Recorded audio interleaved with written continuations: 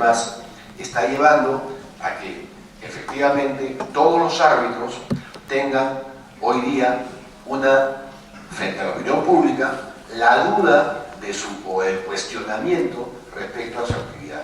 Y eso es lo que considero los centros de arbitraje, las instituciones arbitrales deben explicar. Se debe explicar a la ciudadanía que eso no funciona de esa manera, que los árbitros funcionan a través de una elección directa de las partes y que en todo caso, si queremos evitar, esta es la segunda conclusión que yo quiero hacer, si queremos evitar que se piense que porque uno designa, una de las partes designa a un árbitro, ese árbitro es abogado de la parte que lo designó, establezcamos de manera radical que las partes no pueden designar directamente a los árbitros, y en consecuencia que la designación sea indirecta, sea a través de una institución, sea a través de mecanismos indirectos de designación y no de manera directa.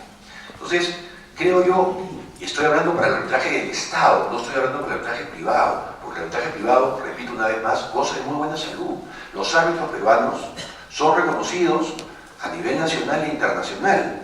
Los árbitros peruanos arbitran en el Perú y en el exterior. No hemos logrado todavía, ¿no es cierto?, no hemos logrado todavía que el Perú sea una sede atractiva para llevar arbitrajes internacionales, a pesar que tenemos una magnífica ley y a pesar que tenemos unos magníficos árbitros. ¿Por qué no hemos logrado que el Perú sea considerado como una sede? No lo logro entender todavía, probablemente por la falta de difusión, probablemente por alguna duda sobre el carácter de los jueces nacionales en materia de anulación del laudo. Sin embargo, eso la ley de arbitraje peruana lo resuelve de una manera muy sencilla, estableciendo que cabe la posibilidad de pactar que no habrá anulación en todos aquellos, ante el Poder Judicial peruano, en los casos donde las partes no domicilian en nuestro país y donde no se va a ejecutar el laudo, con lo cual se evita lo que se conoce en materia de arbitraje internacional como el doble exequatur. Eso está plasmado. Entonces, ese es el paso siguiente que hay que dar en materia de arbitraje privado. Pero separando el arbitraje privado del arbitraje contratacional con el Estado, el arbitraje contratacional con el Estado está jalando el arbitraje, es un ancla que está jalando el arbitraje privado hacia el hundimiento de esa institución. Inclusive el Estado habla, por ejemplo, de arbitraje laboral. El arbitraje laboral no es arbitraje, es cualquier cosa menos arbitraje.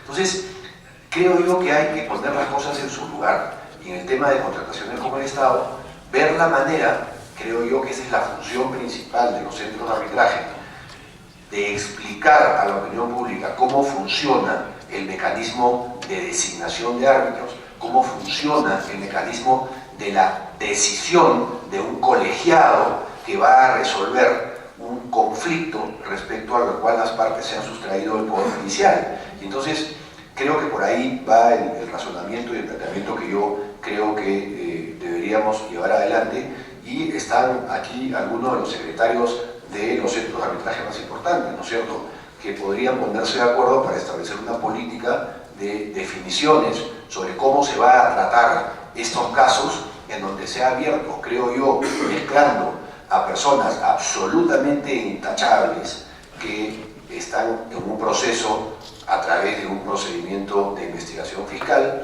y que ha generado que algunas de las partes, por el hecho de que están en este proceso en plena investigación, lo recusen. Y entonces, sin tener una explicación racional por qué recusan a una persona cuando aún está en pleno procedimiento de investigación y se presume que todas las personas, ¿no es cierto?, son absolutamente inocentes de que se demuestren. Yo creo que por ahí van mis reflexiones sobre ese tema. Okay, muchas gracias, Gonzalo. Tenemos algunos números, ¿no? En el Perú tenemos aproximadamente unos 5.000 arbitrajes al año, somos 200 árbitros de repente los que activamente participamos. Un árbitro normalmente tiene un promedio entre 30 a 40 casos, algunos tienen 100, conozco un árbitro que tiene 200 árbitros, 200 arbitrajes en todo el Perú. Entonces, esos son algunos datos en los cuales quisiera compartir con ustedes antes de presentar a Manuel Diego Aramburu. Manuel Diego es abogado, máster en Derecho, es miembro del Consejo Superior de Arbitraje de la Cámara de Comercio de Lima, socio del estudio Aramburu Castañeda Agüero, miembro de la lista de los centros de arbitraje más importantes de Lima. Bienvenido, Manuel Diego. Gracias, Karina, y gracias por esta invitación. en realidad voy a tratar de aterrizar un poquito lo que ha dicho Gonzalo, a lo que está pasando acá. Y la verdad es que cuando venía caminando, se me ocurrió una idea que es lo que está pasando en realidad, ¿no? O sea, yo, como probablemente muchos de ustedes o todos ustedes, vivimos pensando en que la buena fe es lo que siempre debe existir y vivimos en buena fe. Pero hoy día, a raíz de esta situación, en el arbitraje se vive en mala fe. Y todo es negativo, todo está siendo cuestionado. Me refiero al arbitraje del Estado otra vez, que se refería a Gonzalo, pero trayéndolo en contexto, lo que nos trae es un problema de credibilidad. Y asociado a ello, hay una suerte de enfermedad que nos está atacando, que es una recusacionitis y una deber de revelacionitis, porque hoy día esos dos temas están siendo exagerados y exacerbados a un nivel en el cual ya no se sabe qué se debe hacer y cómo se debe actuar. Lo otro que nos está pasando es que hoy día uno está comenzando a mirar en qué paneles se sienta. Lo que decía Gonzalo es muy cierto. Hay muchas personas que han sido nombrados como árbitros y la verdad es que no tienen las calificaciones de repente necesarias para hacerlo.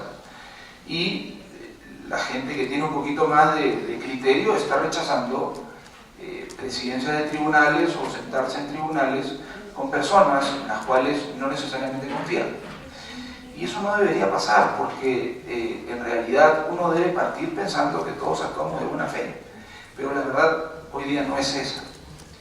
Y en cuanto al primer problema que yo detecto, está vinculado al deber de revelación.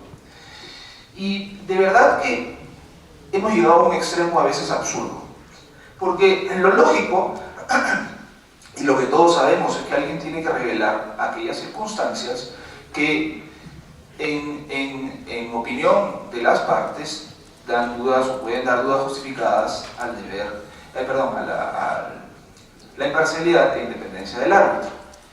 Pero eso es una premisa que implica que la persona que actúa como árbitro ha decidido que no tiene un conflicto de intereses, porque si tiene el conflicto de intereses no tiene ni siquiera que sentarse ahí.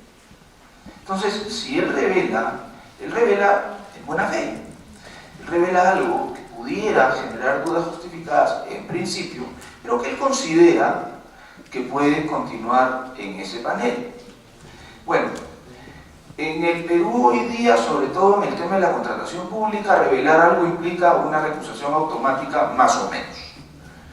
Pero hemos llegado a un extremo absurdo.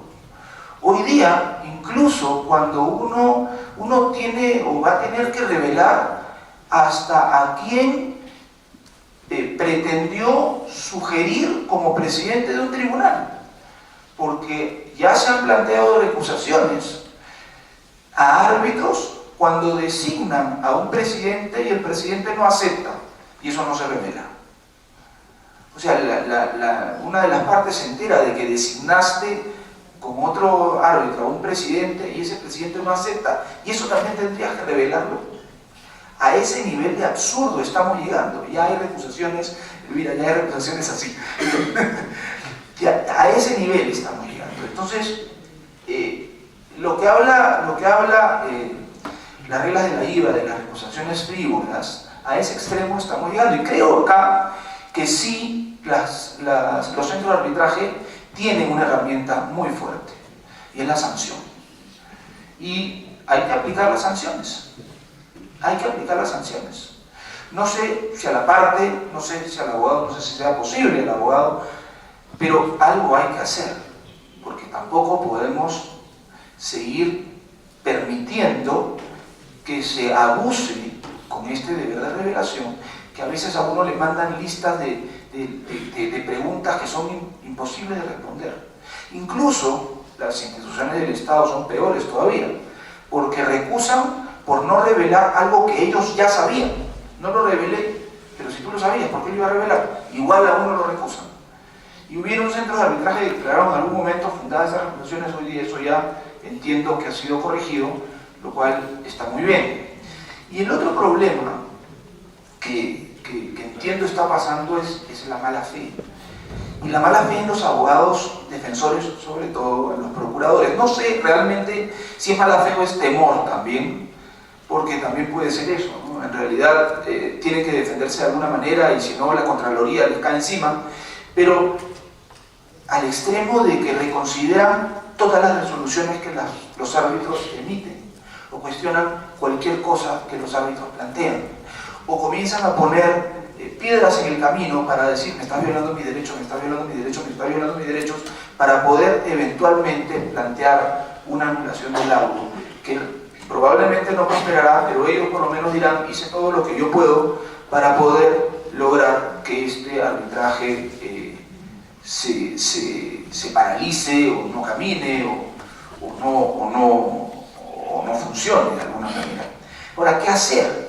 Yo detecto que estos son los problemas más grandes, porque el resto, la verdad es que si podemos mejorar el tema de la buena fe, yo creo que el mundo cambiaría. Creo que lo que dice Karina es cierto, ¿no?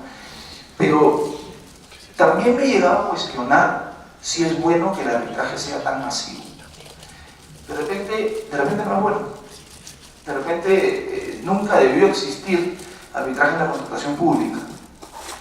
O si existe y si debe existir, debe estar absolutamente más regulado y tal vez hasta con una ley distinta a la ley de arbitraje, porque es otra cosa. En realidad es otra cosa. ¿Y qué hacer?